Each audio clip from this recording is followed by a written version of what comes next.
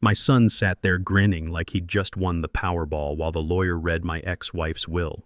He looked at me with pure contempt, the kind you'd give a homeless man asking for change outside a casino. "You're getting zero, Dad," he whispered loud enough for everyone to hear.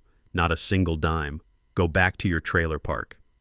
He was wrong about the trailer park. I lived in a modest two-bedroom apartment on the east side of Phoenix. He was right that on paper I looked like the broke ex-husband, driving a 12-year-old F-150 with 180,000 miles and a dent in the passenger door from where I'd backed into a concrete post at Home Depot. But he was dead wrong about who was actually in control, because when the lawyer read the next sentence, my son's smile vanished faster than his college fund at a blackjack table. My name is Russell Garrison. I'm 67 years old, and this is the story of how I taught my ungrateful son that the man who builds the foundation is the only one who knows exactly where to place the dynamite. I spent 40 years as a bridge engineer. Built spans across the Salt River, overpasses on Interstate 10, structures that carry thousands of cars every day. In that line of work, you learn that everything starts with the foundation. You can have the prettiest design in the world, but if your foundation is weak, the whole thing comes crashing down the first time it faces real pressure. I should have remembered that lesson when I was raising Preston. The rain at Greenwood Memorial Cemetery was coming down steady that Tuesday morning, but it wasn't as cold as the look my son gave me when I tried to approach Gloria's casket. He stepped in front of me like a bouncer at some exclusive club I wasn't wealthy enough to enter. "Family section is full, Russell," he said.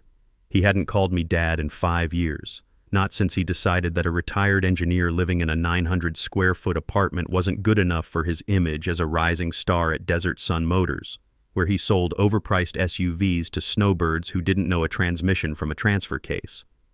He pointed toward the back of the crowd with a dismissive wave, past the business partners in their $1,000 suits, past the distant relatives who only showed up when there was money involved, past the people who knew Gloria for her real estate empire but never knew she still made me scrambled eggs every Sunday morning. "You can stand over there by the maintenance shed," Preston said, loud enough that heads turned. "Try not to embarrass us. Monica's live streaming this for her followers." I looked at Monica, my daughter-in-law, standing by the grave holding a black lace umbrella in one hand and her iPhone in the other. She was actually live streaming my ex-wife's funeral, checking her camera angles, making sure her waterproof mascara was perfectly tragic for her 50,000 Instagram followers. The woman was turning Gloria's death into content. I didn't argue. I didn't make a scene. "You learn patience in construction work. You can't rush concrete, can't force steel to bend faster than physics allows." I just nodded and walked to the back, standing under a mesquite tree, while they buried the woman I'd loved for 40 years. Here's something Preston never understood about his mother and me. We divorced 8 years ago, but it wasn't because we stopped caring about each other. It was pure business strategy. Gloria was facing a massive lawsuit from some investors who claimed she'd misrepresented a commercial development deal. The settlement could have bankrupted everything we'd built together, so we divorced on paper to protect the assets, lived apart to maintain the illusion, but every Sunday she still came to my place for coffee and those eggs she loved. Every major business decision she made, she ran by me first. Every time she felt overwhelmed by the lawyers and the sharks circling her empire, she'd call me at midnight and we'd talk until sunrise. Preston saw none of this. He only saw the surface, a mother worth $15 million and a father who shopped with coupons. The service ended with some generic words about Gloria's charitable contributions and business acumen. The pastor had never met her. Didn't know she used to sneak into construction sites with me on weekends, wearing hard hats and steel-toed boots, checking on projects together back when we were building our first small developments. As people started dispersing to their luxury cars, Monica walked over to me. Her designer heels sank into the wet grass with each step, and she looked annoyed, like I was personally responsible for the weather. "This is for you, Russell," she said, pulling a cream-colored envelope from her purse and shoving it against my chest. She emphasized my name like it was something distasteful she'd found stuck to her shoe. I took the envelope thinking maybe it was a final letter from Gloria, some last goodbye she'd entrusted to them because she knew how much I'd treasure her final words. I was wrong. It was an eviction notice. "You are hereby required to vacate the premises located at 847 Cactus Road, Unit 3A, within 72 hours of receipt of this notice." I looked up at my son. He was standing behind his wife now, and that smirk was back, wider than before. "Surprise, Dad," he said. The apartment complex belongs to Mom's estate now, Preston said, and I could hear the satisfaction in his voice. And as the sole heir, I've decided the whole building needs renovation. Major upgrades. You've got 72 hours to pack your stuff and get out. 72 hours. I looked at the keys in my pocket, the same keys Gloria had given me 8 years ago when we'd staged our divorce. She'd bought that 12-unit complex under one of her shell companies, Cactus Holdings LLC, and let me live there rent-free. It wasn't charity. It was strategy. Unit 3A was our meeting place, our sanctuary away from the lawyers and business sharks who circled her empire like vultures. "You're evicting me at my ex-wife's funeral?" I asked, keeping my voice level. Years of managing construction crews had taught me never to show emotion when someone's trying to provoke you. The angrier they want you to get, the calmer you need to become. "We're just ripping off the Band-Aid," Monica chimed in, still holding her phone, probably recording this whole conversation for her social media drama. "Besides, that building is prime real estate. We can renovate those units and flip them for $400,000 each. Easy money. You understand business, don't you, Russell?" "Oh wait, no you don't. That's why you're the poor one," she laughed, and it was a sound like fingernails on a chalkboard. Sharp, cruel, designed to cut. Preston put his hand on my shoulder, and it wasn't affectionate. It was the kind of gesture a mobster makes right before he explains why you owe him money. "Don't make this difficult, Dad. Mom's gone. Whatever charity she felt toward you died with her. You've got 3 days to clear out. If you're still there Friday morning, I'm calling the sheriff." Then he leaned closer, lowering his voice so the remaining mourners wouldn't hear. "And Dad? Don't bother showing up to the will reading tomorrow morning at Gordon's office. It'll just be embarrassing for everyone. We both know you're getting nothing." They walked away then, their expensive shoes crunching on the gravel path. Preston had his arm around Monica's waist, and they moved with the swagger of people who thought they'd just conquered the world. I watched them get into his leased BMW, a car that cost more monthly than I'd spent on food in my last year of retirement. The engine purred to life, and they drove off, splashing muddy water across my boots. I stood there alone in that cemetery for a long time, holding that eviction notice. The rain kept falling, turning the paper soggy in my hands, but I could still read every word. The legal language was cold, impersonal, brutal in its efficiency. You know what I was thinking about right then? A bridge I'd built back in '89, spanning a wash that only saw water during the monsoon season. The city council thought I was over-engineering it, said the foundation was too deep, the supports too strong for what looked like a dry creek bed most of the year. But I'd studied the geological surveys, understood what happened when those summer storms hit the desert. 3 years later, we had a 100-year flood, and my bridge was the only one in the county that didn't wash away. Preston thought he was looking at a dry creek bed. He had no idea the flood was coming. I pulled out my phone, an old Samsung with a cracked screen, exactly the kind of device a poor old man would carry. But it worked just fine for what I needed. I scrolled through my contacts and found a number I'd memorized years ago. "Hayes and Associates," the voice answered. "Professional, crisp, expensive." "Gordon, it's Russell." Russell. The tone shifted immediately. Gordon Hayes had been Gloria's attorney for 30 years, since back when she was just starting to flip houses and I was designing small residential projects. He'd watched us build an empire together, watched us tear it apart on paper to protect it, and he'd been waiting for this day just as much as I had. "I assume they made their move?" he asked. "They did," I said, holding up the soggy eviction notice to the gray sky. "Served me papers right here at the graveside." Classy. "Classic Preston," Gordon said, and I could hear him typing already.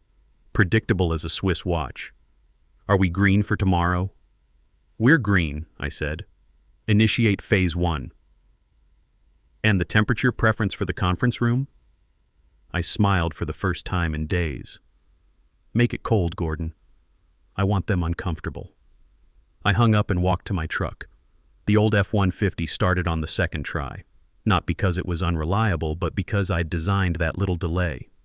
Amazing how people underestimate you when they think your truck is a piece of junk. I didn't drive back to the apartment to start packing. Instead, I went to Denny's on Camelback Road, ordered black coffee and wheat toast, and sat in a corner booth for 3 hours doing what engineers do best, calculating load factors. Only this time, I wasn't calculating how much weight a concrete span could handle. I was calculating how much pressure it would take to crush my son's world completely. See, I wasn't thinking about where I'd sleep next week. I'd lived in a tent in the Vietnamese jungle for 11 months when I was 19. A hotel room wouldn't kill me. I was thinking about numbers. Numbers I'd been memorizing during those long Sunday mornings when Gloria would sit at my kitchen table, drinking coffee and going over her business files. $15 million. That was Gloria's total estate value, spread across real estate holdings, investment portfolios, and liquid assets. Not bad for a woman who started with nothing but a high school diploma and a willingness to outwork every man in the construction business. $1.2 million. That was Preston's gambling debt, split between the Mojave Sun Casino in Laughlin and some private lenders in Las Vegas who were known more for breaking kneecaps than offering competitive interest rates. $280,000. That was Monica's credit card debt, racked up on designer handbags, spa treatments, and cosmetic procedures to maintain her Instagram image. Amazing how much money you can spend trying to look rich when you're actually broke. And here's the number they didn't know about. 0. That was how much actual legal control Preston had over Gloria's money, despite what he thought he'd inherited. You see, Preston and Monica weren't predators circling wounded prey. They were termites, chewing through what they thought was the foundation of a house, not realizing they were gnawing on dynamite. The next morning I put on my best suit, the navy blue one I'd worn to Gloria's business dinners back when we were still married. It was 15 years old, a little loose around the waist now, slightly frayed at the cuffs. Perfect. I wanted to look exactly like what they expected, the desperate ex-husband coming to beg for scraps. Hayes and Associates occupied 3 floors of a glass tower in downtown Phoenix, the kind of building that makes a statement about who belongs in the big leagues and who doesn't. I took the elevator to the 42nd floor, watching the city shrink beneath me. The receptionist was young, probably fresh out of college, with the kind of polished appearance that costs more than most people make in a month. She looked at me like I was tracking mud on her Persian rug. "Name?" she asked without looking up. "Russell Garrison." She scanned her computer screen with practiced boredom. "I don't see you on the appointment list for the estate reading." "I'm the father," I said quietly. That got her attention. She looked up, probably wondering how someone like me could be related to the Garrison family fortune. She picked up her phone, had a whispered conversation, then hung up, looking confused.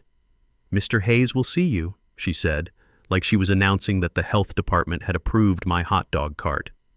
Gordon came out personally to escort me back. He was in his 60s, silver-haired, with the kind of expensive suit that whispered rather than shouted about money. We'd known each other for 3 decades, ever since Gloria hired him to handle her first major real estate deal. "Good to see you, Russell," he said, shaking my hand. "Ready for the show?" "Born ready," I replied. The conference room was massive, a mahogany table that could seat 20, surrounded by leather chairs that probably cost more than my truck. Preston and Monica were already there, and they looked like they were celebrating Christmas morning. Preston had a glass of bourbon at 10 a.m., because apparently morning makes you thirsty for expensive liquor. Monica was taking selfies with the city skyline behind her, probably preparing content about handling family business or some equally nauseating caption. When I walked in, Preston actually groaned out loud. "Jesus, Dad, I told you not to come. This is embarrassing. You're like a stray dog that doesn't know when it's not wanted." I pulled a metal folding chair from the corner, the kind they use for overflow seating when the good chairs are taken. I set it up near the door, far from their end of the table where they sat like royalty holding court. "I just want to hear what she wanted," I said, making my voice small, defeated. Years of managing construction crews had taught me the value of letting people underestimate you. "She wanted you gone," Monica snapped, not even looking up from her phone. "That's why she divorced you." God, this is pathetic. Can we speed this up? We have lunch reservations at the Four Seasons. Gordon took his place at the head of the table, opening a thick leather portfolio that looked like it cost more than most people's monthly rent. He adjusted his reading glasses with theatrical precision and surveyed the room.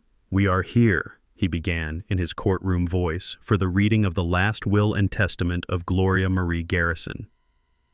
Preston leaned back in his chair like a king waiting to hear about his expanded kingdom. Monica finally put down her phone, probably realizing this was worth filming. Neither of them noticed Gordon's slight smile as he turned to the first page. The estate, Gordon read with professional precision, consists of the primary residence at 1247 Desert Ridge Drive, valued at $2.8 million. He paused, letting that number sink in.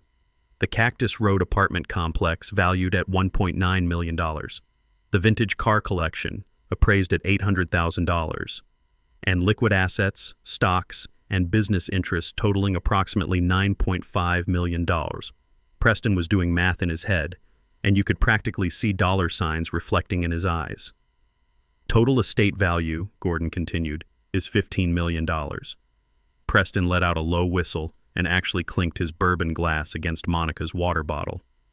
15 big ones, baby, he whispered, just loud enough for me to hear. We're buying that boat we looked at in Marina del Rey. Monica's eyes went wide with the kind of greed you see in lottery commercials. She was already spending the money, probably planning her first yacht party for her Instagram followers. I could practically see her mental shopping list expanding by the second. Gordon cleared his throat and turned the page. The sound of that paper rustling was the only noise in the room. Preston and Monica were holding their breath, waiting for their names to be called like winners at the Academy Awards. To my ex-husband, Russell Douglas Garrison, Gordon read in his courtroom voice, "I leave nothing." The silence lasted exactly 2 seconds. Then Preston erupted. He slammed his hand on that mahogany table so hard his bourbon sloshed over the rim and spread across the polished wood like spilled blood. "Boom!" he shouted, pointing at me like he'd just scored the winning touchdown. "Did you hear that, old man? Nothing! Zero! Zip! It's in writing." Monica cackled like a witch in a fairy tale. "You wasted gas money driving here, Russell. You should have stayed home and watched your stories on TV." I sat perfectly still in my folding chair. I folded my hands in my lap, let my shoulders slump forward, and stared at the floor like a man who'd just been told his dog died. Years of playing poker with construction crews had taught me the value of a good performance. Gordon waited for them to finish their victory dance. He had the patience of a man who'd spent 30 years dealing with rich people's family drama. Then he turned another page, and the sound cut through their celebration like a chainsaw through silk. "However," Gordon continued, and his voice carried just a little more weight on that word. Preston froze. The bourbon glass stopped halfway to his mouth, suspended in midair like a cartoon character who'd just realized he was about to run off a cliff. "However what?" Preston demanded, but his voice had lost that triumphant edge. Gordon adjusted his glasses with deliberate slowness. "However, all assets, including properties, vehicles, and liquid holdings, shall be immediately transferred into the Gloria Garrison Family Trust. You know that moment in disaster movies when the earthquake starts and everyone stops talking to listen to the rumbling? That's what this room felt like. The air itself seemed to be holding its breath. Trust? Preston stood up so fast his chair rolled backward and hit the wall. What trust? We didn't discuss any trust. I'm the heir. I'm her son. Just write me the check. Sit down, Mr. Garrison, Gordon said, and his voice could have cut glass. Preston sat slowly, like a man lowering himself into a tub full of ice water. The trust, Gordon read, has been established to ensure the proper management and long-term preservation of the estate. The beneficiary of the trust is Preston Michael Garrison. Relief flooded Preston's face like sunrise after a long night. He slumped back in his leather chair, actually laughing. Okay, you scared me for a second there. So, it's in a trust. Whatever. That's just legal paperwork, right? How do I access the money? When can I start making withdrawals? You don't, Gordon said, flat as a carpenter's level. I'm sorry, what? You do not access the trust, Mr. Garrison. This is what we call a discretionary trust. The assets are controlled entirely by a trustee.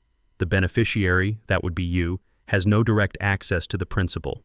You cannot sell the properties. You cannot withdraw cash.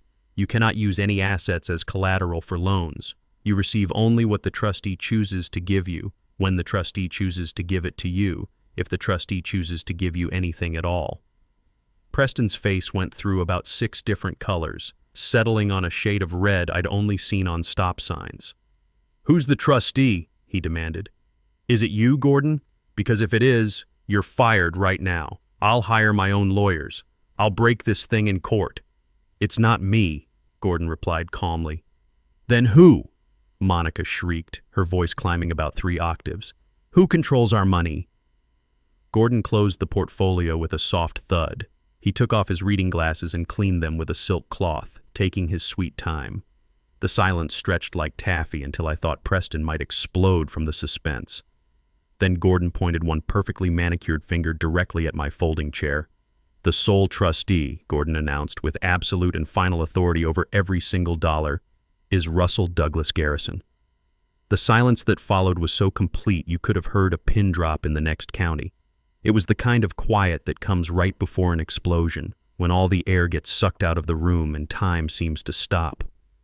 Preston turned his head slowly to look at me like his neck was operated by rusty gears. His mouth hung open like he was trying to solve quantum physics with a third-grade education.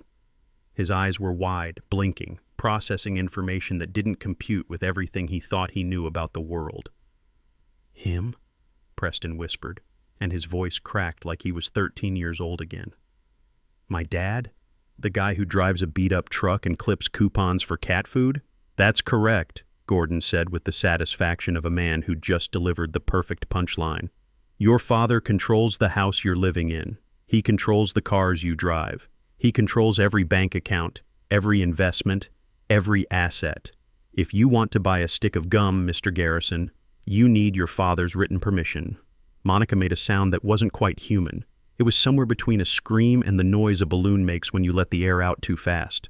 She jumped to her feet so violently her chair tipped over backward. "This is impossible!" she shrieked, her carefully applied makeup starting to run as tears mixed with rage. "He's a nobody! He's a broke loser! Gloria hated him! She divorced him!" "Apparently," I said, standing up from my folding chair for the first time since entering the room, "she didn't hate me as much as you thought." And for the first time in that conference room, I stopped playing the part of the defeated ex-husband. I stood to my full 6'2" height, the same height that had carried me through basic training, through a year in Vietnam, through 40 years of construction sites where backing down meant getting hurt. I wasn't slouching anymore. I walked toward their end of the table with the steady, measured pace of a man who knew exactly where he was going. Preston watched me approach like a rabbit watching a hawk circle overhead. "Dad," he said, and suddenly his voice was small, pleading. "Dad, look, we were stressed about Mom's death. Grief makes people say things they don't mean. The eviction notice, that was just... We were emotional, you know?" I walked right past him. Didn't even slow down. I went to the head of the table where Gordon was sitting. Gordon stood up without being asked and offered me his chair. "Thank you, Gordon," I said, settling into that leather seat like I belonged there. It was warm, comfortable, and fit me perfectly. I opened the portfolio Gordon had been reading from and flipped to the second tab, the one marked Outstanding Debts and Liabilities. I put on my good reading glasses, not the cheap drugstore ones I'd been wearing around them for months, but my real prescription glasses that I used for blueprint work. "Let's see what we have here," I said, scanning the documents with the same attention I'd once given to structural engineering reports. "Preston, according to these financial records, you owe $800,000 to the Mojave Sun Casino in Laughlin, Nevada, plus another $400,000 to Desert Capital Lending Group in Las Vegas." Preston's face went white as primer. Went, "Paint. How do you have that information?" "And you should know," I continued, "that Desert Capital isn't exactly known for their patience with late payments, more like broken thumbs and concrete shoes from what I understand." I pulled out another document, this one with Monica's name at the top. "Monica, you've got 7 credit cards maxed out at a combined total of $280,000. Plus, and this is interesting, you took out a second mortgage on your parents' house in Tempe. Forged their signatures on the paperwork. That's what we call felony fraud, sweetheart." Monica's shrieking stopped instantly. She collapsed into her chair like someone had cut her strings. "Here's the situation," I said, and my voice took on the tone I'd used when managing crews building highway overpasses. Calm, authoritative, and absolutely non-negotiable. "As trustee of this estate, I have a legal and fiduciary duty to protect these assets. Paying off gambling debts and credit card shopping sprees does not qualify as prudent financial management. Dad, please, Preston stammered, and for the first time in years he actually looked like the little boy I used to take fishing at Tempe Town Lake. Those guys in Vegas, if I don't pay them by the 1st of next month, they said they'd hurt me. Really hurt me. It's $15 million total. What I owe is just pocket change compared to that. I looked him straight in the eye. Request denied. What do you mean, denied?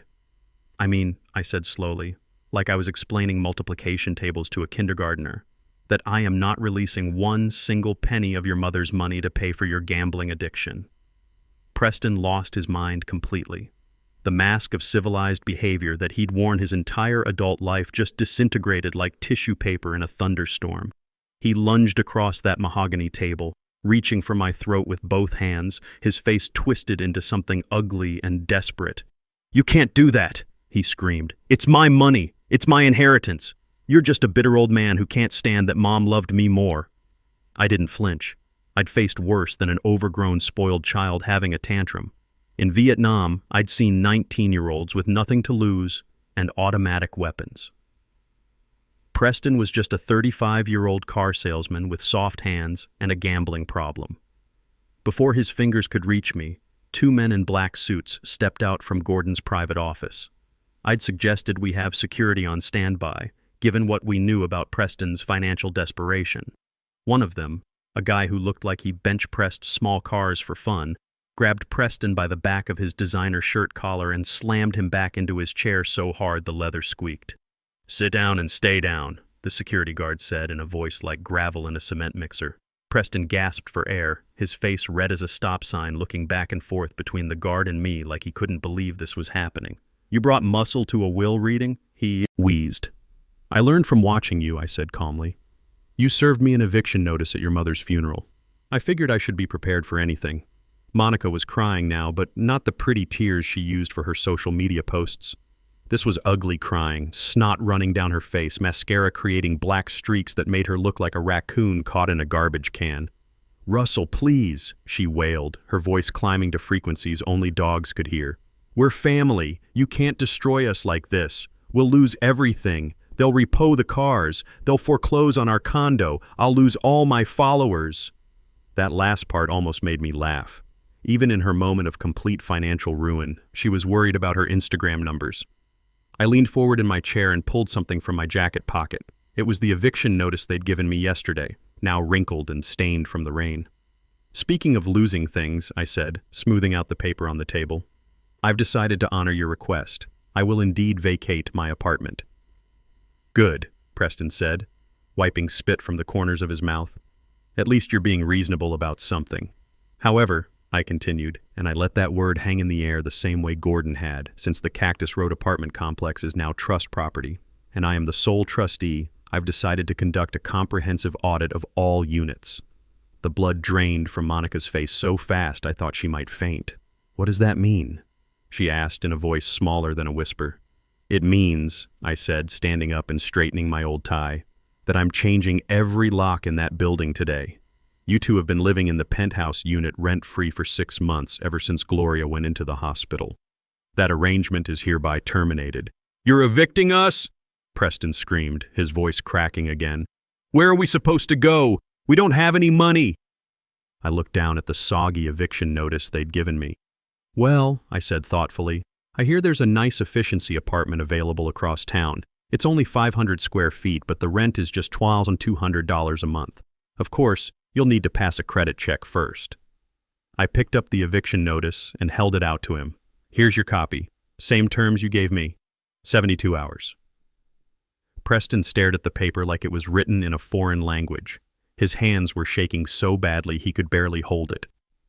"You know what I learned in 40 years of building bridges?" I said, putting my hand on his shoulder the same way he'd done to me yesterday.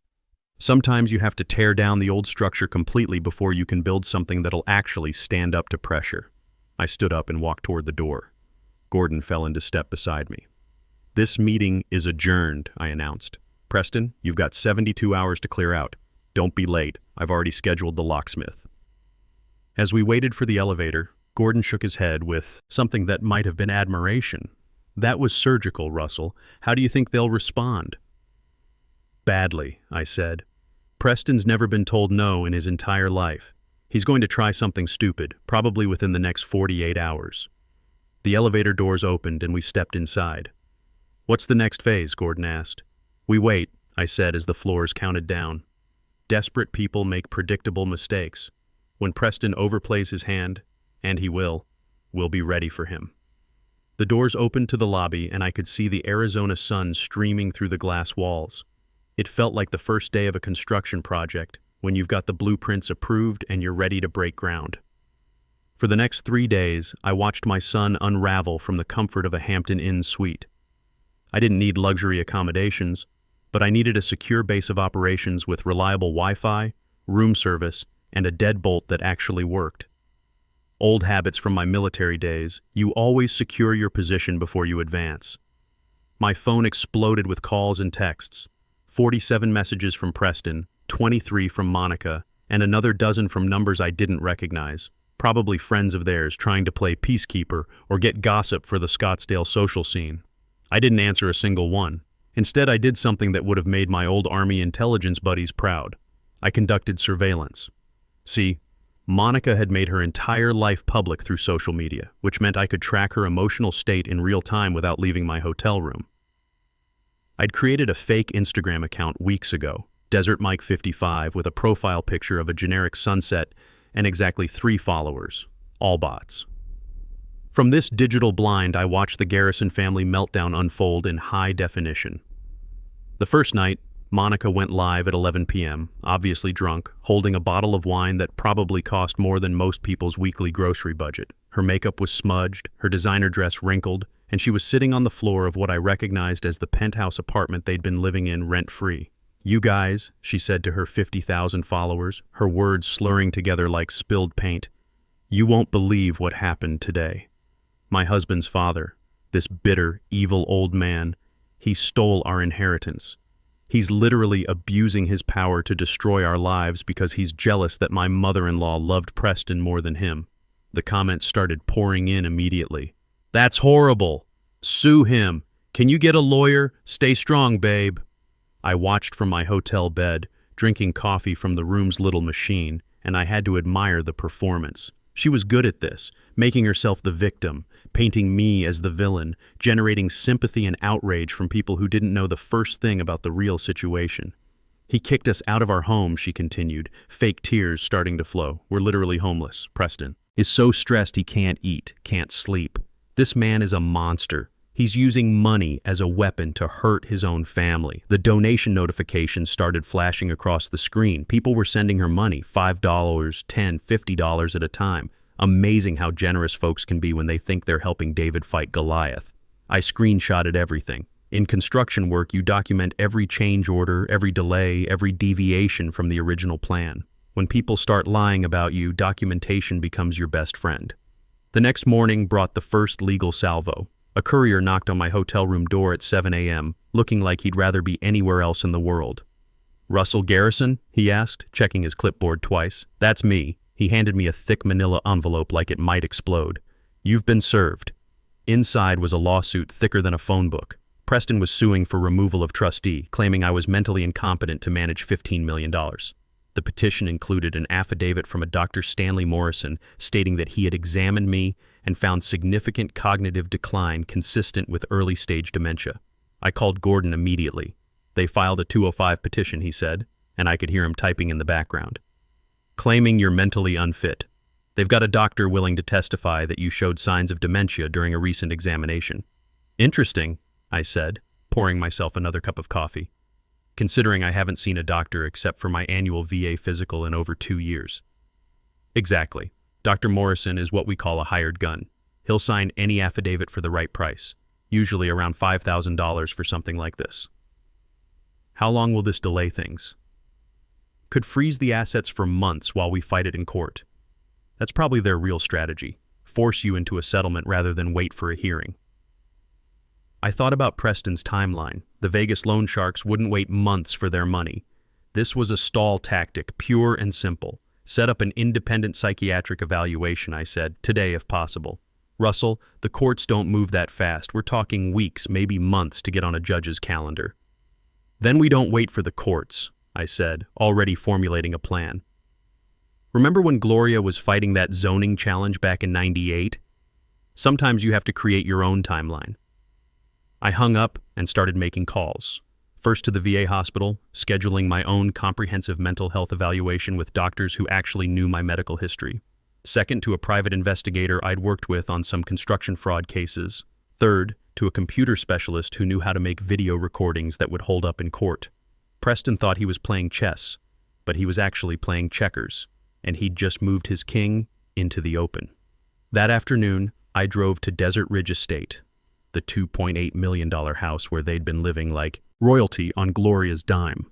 I could see Preston's BMW in the circular driveway, along with a white van I didn't recognize. I used my key to open the front gate. The electronic access code Gloria had programmed for me still worked. She'd never changed it, even after our divorce. Some habits die hard. Walking up to that front door felt like approaching a construction site where you knew the foundation was compromised. Everything looked solid from the outside, but you could feel the instability in your bones. I used my second key to open the front door, and immediately I knew something was wrong.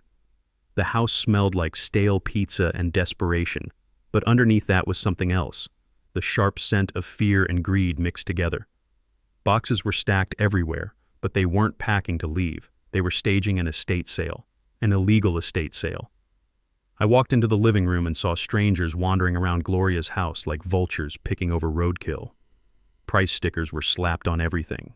Her antique furniture, her crystal collection, even the family photos on the mantelpiece. $8,000 for the dining room set we'd bought for our 20th anniversary. $15,000 for the Persian rug she'd fallen in love with during our trip to Santa Fe. $25,000 for the grandfather clock that had belonged to her father. Preston was in the corner near the wet bar taking cash from a man in an expensive suit who was holding one of Gloria's oil paintings. I recognized that painting. It was a desert landscape she'd commissioned from a local artist back in '95. She used to stand in front of it every morning with her coffee, saying it reminded her of the first time we'd driven through the Sonoran Desert together. "What's going on here?" I said, loud enough to stop every conversation in the room. The effect was immediate and dramatic. 20 strangers turned to look at me like I'd just announced I had a bomb strapped to my chest. Preston spun around, his face cycling through surprise, fear, and anger in about 3 seconds. "Dad, what are you doing here? You can't be here. This is private property." I looked at the man with the painting. He was well-dressed, probably in his 60s, with the kind of confident posture that comes from having money and knowing how to spend it. "Sir," I said to him, "I need you to put that painting down immediately. That property belongs to the Gloria Garrison Family Trust. Purchasing stolen goods is a federal crime." The man looked confused, glancing back and forth between Preston and me like he was watching a tennis match. "You said this was yours," he told Preston. "You said you inherited everything." "It is mine!" Preston screamed, his voice cracking with desperation. "He's just a bitter ex-husband trying to cause trouble. Don't listen to him." But the damage was done. The man carefully set the painting back on its easel and stepped away like it might bite him. "I'm not getting involved in family drama," he said, heading for the door. Other buyers started following him. Word travels fast in a room full of people who didn't want to accidentally purchase stolen art. Within 5 minutes, half the potential customers had cleared out. "Get out!" Preston yelled at the remaining stragglers. "Don't let him scare you! Everything's legitimate! Buy something!" But they were already leaving. Nobody wanted to risk their reputation buying from what was obviously a family feud. Preston turned to face me, and I could see he was falling apart. His expensive shirt was wrinkled, his hair was uncombed, and his eyes had the wild look of a man who hadn't slept in days. "You're destroying everything," he said, his voice somewhere between a whisper and a scream. "I need this money, Dad. Those guys from Vegas, they're not patient people. If I don't pay them by next Friday, they're going to do more than just break my legs." "Then maybe," I said calmly, "you shouldn't have gambled away money you didn't have." That's when Monica appeared at the top of the staircase, making her dramatic entrance like she was walking down a runway. She was wearing one of Gloria's designer dresses, a black Chanel number that had probably cost more than most people's cars. It was too big for her, hanging loose in all the wrong places, making her look like a child playing dress-up in her mother's closet. "You were always jealous, weren't you?" she said, her voice dripping with venom as she descended those stairs.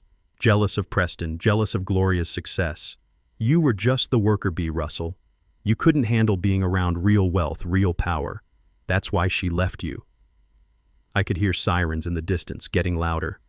"Cops?" Preston ran to the front window, pushing aside the curtains. "Jesus Christ, you called the cops on your own son?" "I called them about the theft," I said matter-of-factly. "You're selling assets that don't belong to you. That's called grand larceny in Arizona, and given the value of some of these items, it's a felony." 3 Phoenix PD cruisers pulled into the driveway with their lights flashing but sirens off. Professional, efficient, no unnecessary drama.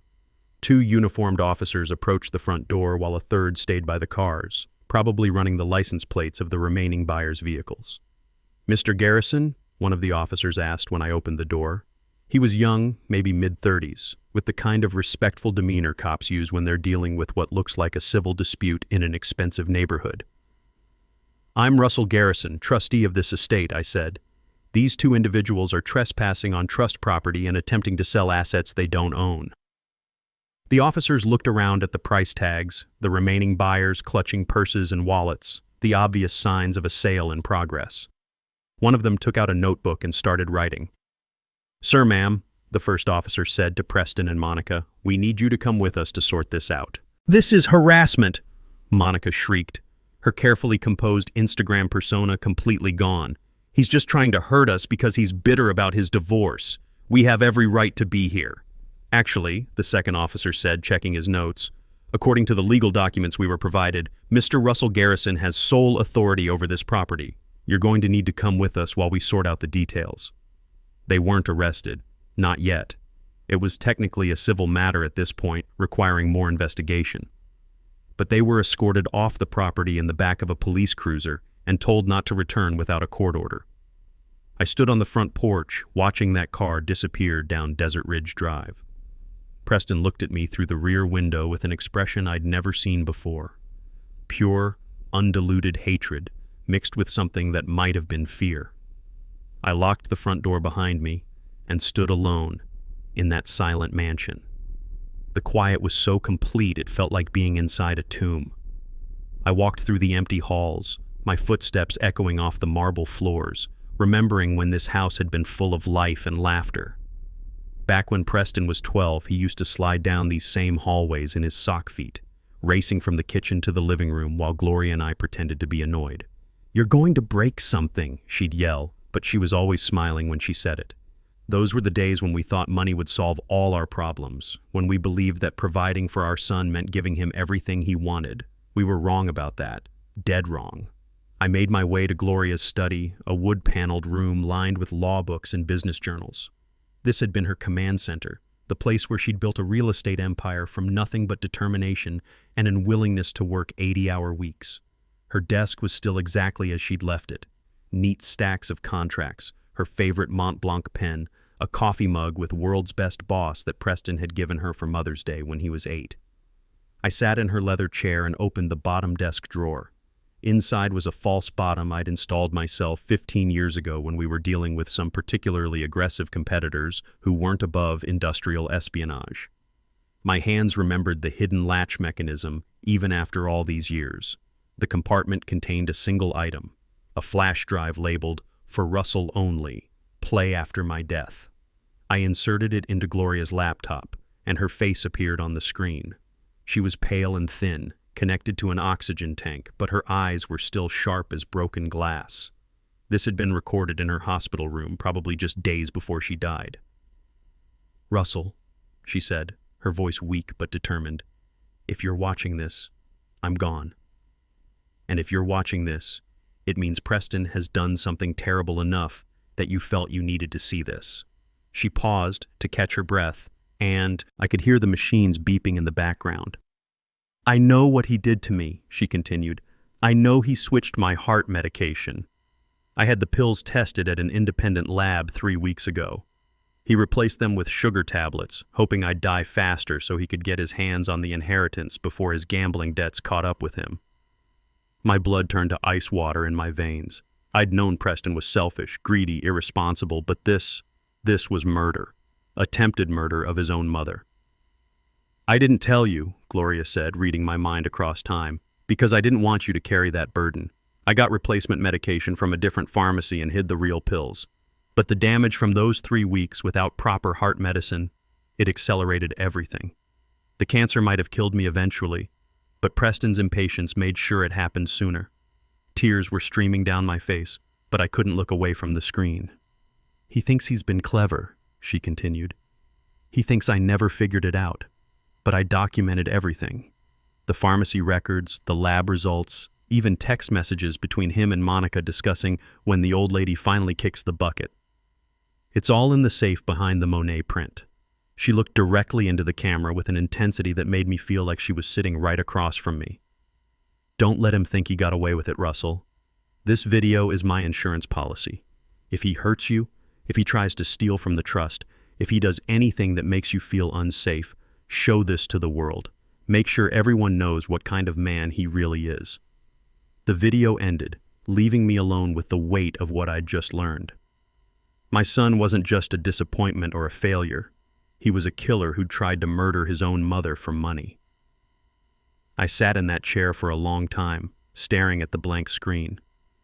Outside, the Arizona sun was setting, painting the desert sky in shades of orange and purple that Gloria had always loved. She used to say those sunsets reminded her why she'd moved to Phoenix in the first place, for the beauty, the possibility, the sense that anything could happen under a sky that big. My phone rang. Preston's number flashed on the screen. I almost didn't answer. Part of me wanted to drive straight to the Phoenix Police Department and hand them the flash drive. Let them handle it from here. Let the system take its course. But I answered on the fourth ring. "Dad." His voice was small, defeated. "Dad, we need to talk. This has gone way too far." "You're right," I said. "It has. Look, I know we screwed up with the estate sale thing. That was Monica's idea, not mine. But we're desperate here. Those guys from Vegas, they're not exactly patient. I need help, Dad. I need money, and I need it fast." "How much?" I asked. $1 million too. That covers everything. The principal, the interest, the penalty fees.